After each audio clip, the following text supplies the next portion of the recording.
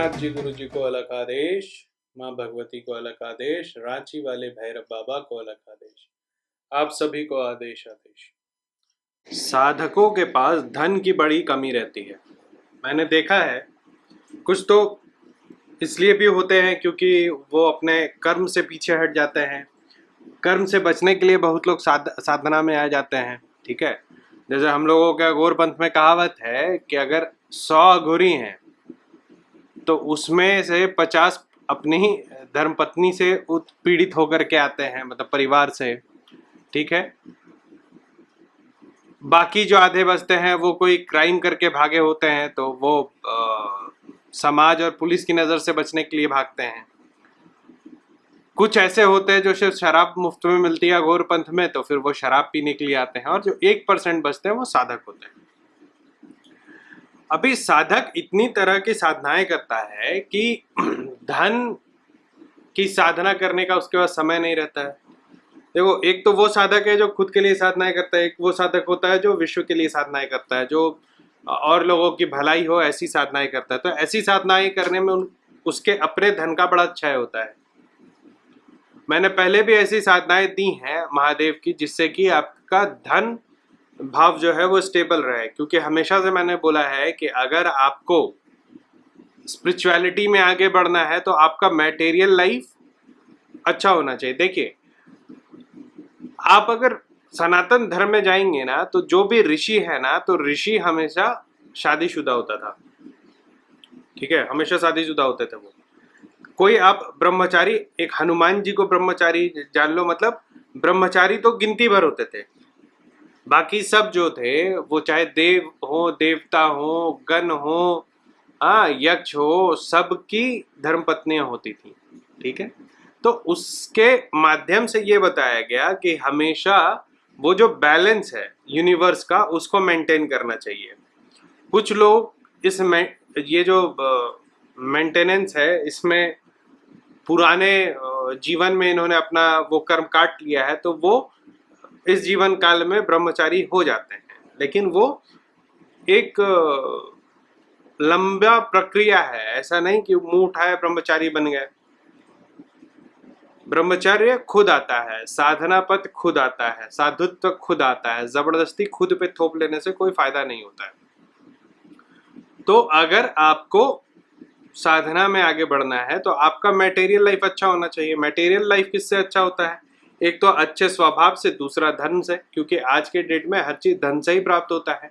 अब आपका material life balance होगा तो आपका मेंटल लाइफ ठीक रहेगा, मतलब जो जरूरत की सामान है, जो सामग्री है, वो आपको मिलता रहे, तो आपका मेंटल लाइफ भी ठीक रहेगा। और जैसे मटेरियल और मेंटल आपका सही हुआ, आप स्पिरिचुअलिटी में निस्फिक्र होकर के जा सकते हैं।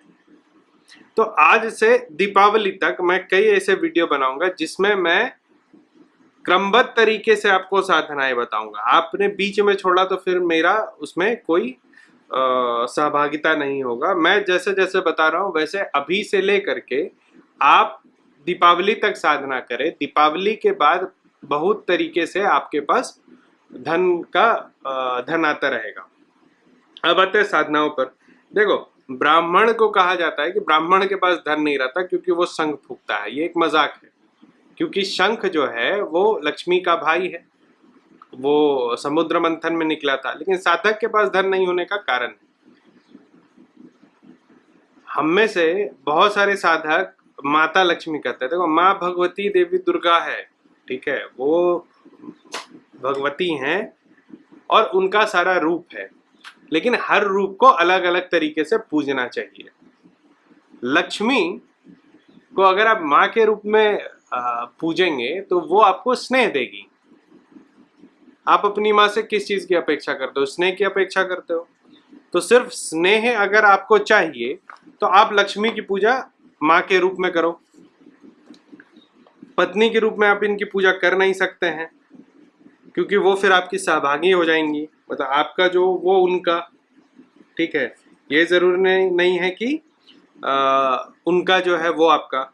तीसरा रूप होता है जो कि विश्वामित्र ने अपने एक तंत्र में बताया था, प्रेमिका के रूप। प्रेमिका के रूप में अगर आप लक्ष्मी को स्थापित करते हैं, साधकों के लिए बोल रहा हूँ, गृहस्थ साधकों के लिए, तो वो आपके घर से बंध जाती हैं, क्योंकि प्रेमी प्रेमिका का एक ऐसा संबंध होता है जो कि एक दूसरे पे सब कुछ निछावर करते हैं। एक विषय और है, मैंने पहले भी बताया है, जब ब्रह्मा जी के बारे में बता रहा था, जब महादेव के बारे में बता रहा था, जब महाकाली के बारे में बता रहा था, तब भी आप लोगों को मैंने एक चीज समझाया था कि जब आप देवी देवताओं के बारे में बात करें तो ये एनर्जी फॉर्म्स है, ये शरीर नहीं है, ठीक है। तो आप अगर शब्द प्रेम समझे तो उस भावना से जुड़े, उस कॉन्शियसनेस से जुड़े, ठीक है। तो प्रेम का भाव अगर आपका लक्ष्मी के प्रति है तो फिर लक्ष्मी आपके घर में बंद के रहेगी।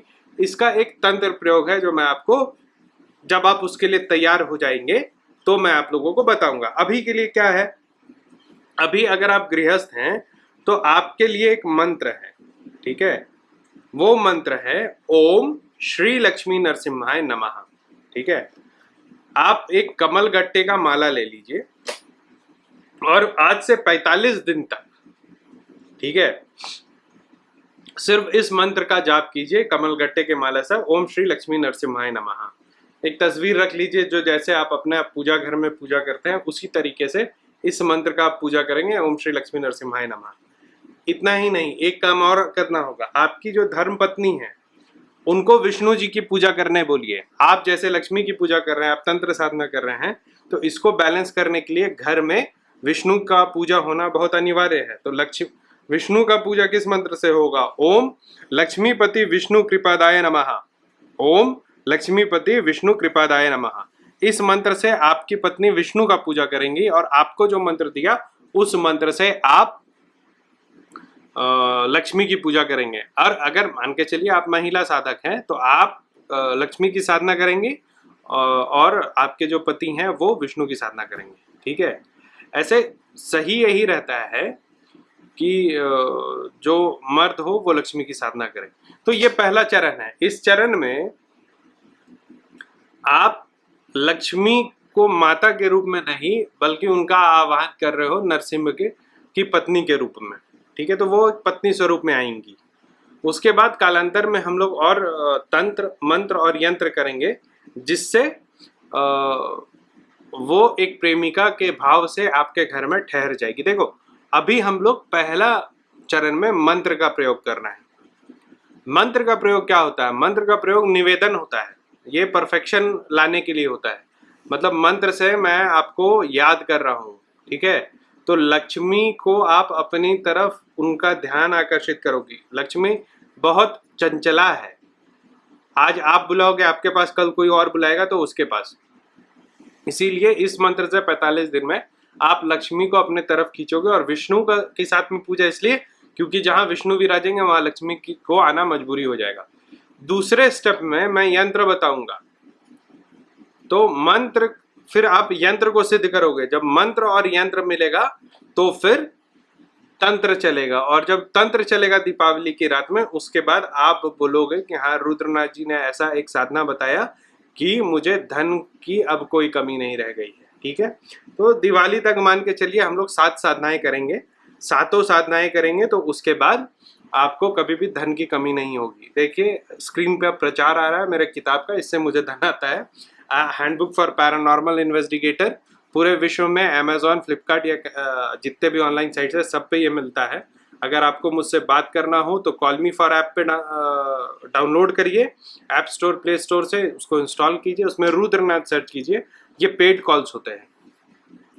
इसके अलावा कुछ बहुत ही ज़रूरी है तो फिर व्हाट्सअप मैसेज कीजिए। मैं देख रहा हूँ फिर से आप लोगों ने गैर ज़रूरी बातों के लिए व्हाट्सअप का प्रयोग शुरू कर दिया है। मैं फिर से व्हाट्सअप बंद कर दूंगा। आज के लिए इतना ही। माँ लक्ष्मी आप लोगों पे कृपा बरसाए। आदेश आदेश।